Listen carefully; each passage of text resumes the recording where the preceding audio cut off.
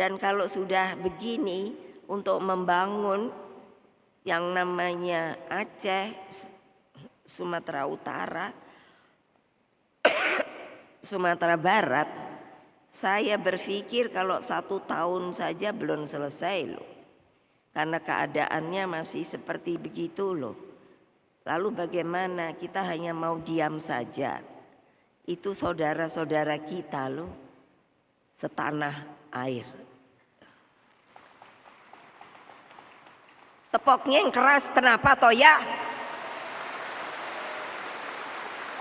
Artinya kalian itu ragu-ragu untuk menolong sesama manusia.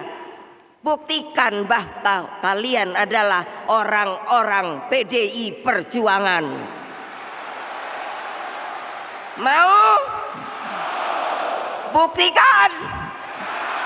Awas ya, kalau ibu bilang siap, siap, siap. Iya, jangan asal ngomong aja, mejeng aja. Pergi ke sana, lihat keadaan sebenarnya. Begitu sebenar seharusnya. Kalau merasa kita sebangsa setanah air, satu warga negara bergotong royong. Untuk apa kalian berkumpul di sini? Hanya karena untuk mendengarkan pidato saya, tapi setelah pulang lupa, maunya adalah mencari kenyamanan bagi diri sendiri. Awas ya. Pertegas sikap politik partai dalam menghadapi tantangan zaman. Mulai dari krisis geopolitik, krisis demokrasi, ketimpangan sosial, hingga krisis ekologis. Ini sekarang ditimpa krisis ekologis itu gimana? Aduh, saya nih pencinta, ya mungkin dari kecil, karena bapak saya itu ada turunan Bali. Jadi selalu kuping saya dimasukin tatuan asi.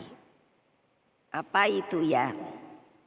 Ya saya bilang ya tatuamasi. Enggak, bahasa Indonesianya.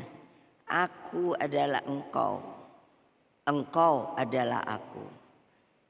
Kalau kamu dicubit sakit, maka jangan coba mencubit orang lain. Sama juga, itu suatu filosofi yang luar biasa, yang luar biasa, yang menjadi budaya, yang namanya menjadi moral kekuatan dari bangsa Indonesia.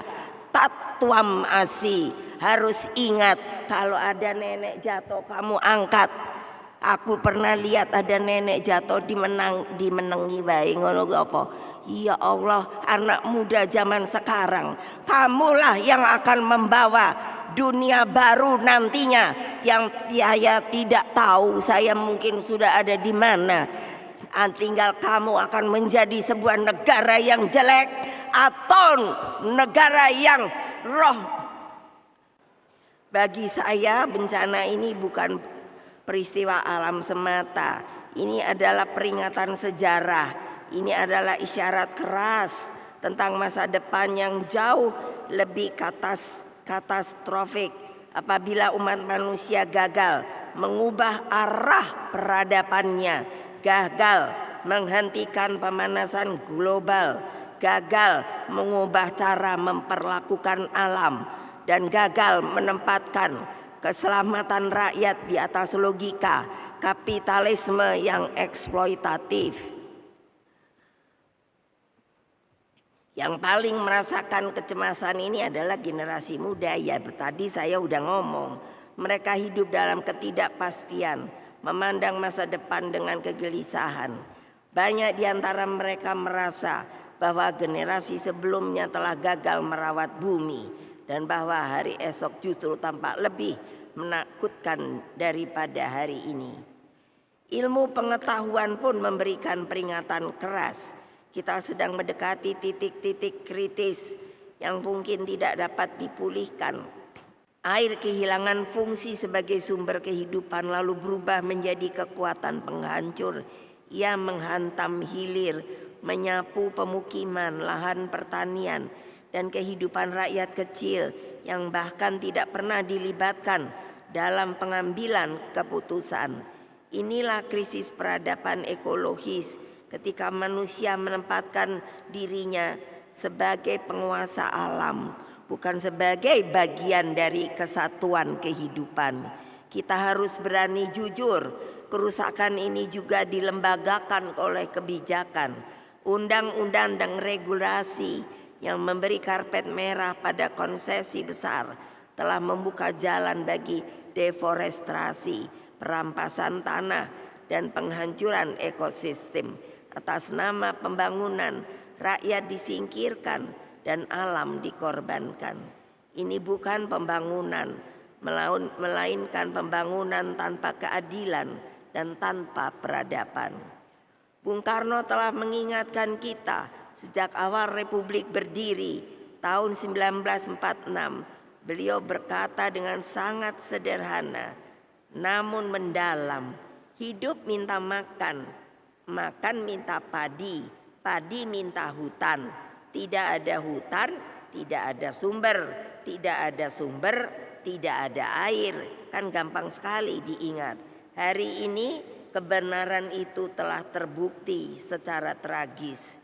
Saudara-saudara, kader partai yang saya banggakan, bangsa Indonesia tidak miskin nilai. Kita memilih kearifan lokal yang jauh lebih maju daripada logika kapitalisme yang memisahkan manusia dari alamnya.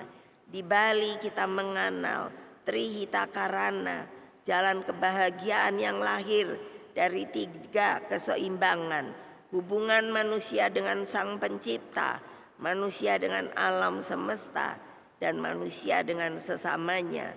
Dalam pandangan ini, bumi sangat dihormati sebagai satu ekosistem kehidupan, bukan objek eksploitasi.